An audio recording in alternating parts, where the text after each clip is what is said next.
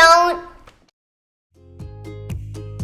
My name is Kama Lord, and today we are going to make bagels! This is actually a 2-day process, and that's how you get the good, chewy, flavorful, traditional bagel.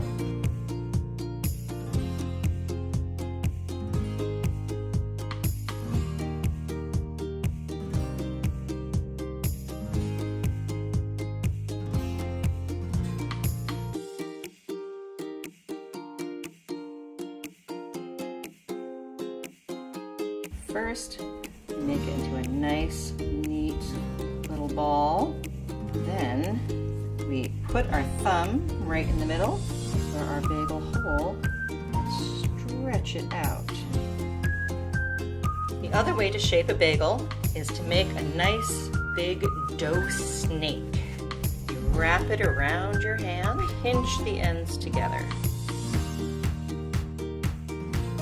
The secret in making the perfect bagel is in the boiling.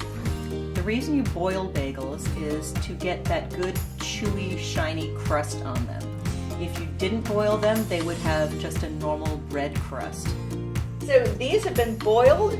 If you want to put any toppings on, this is the time to do it. After 10 minutes, they are round and lovely.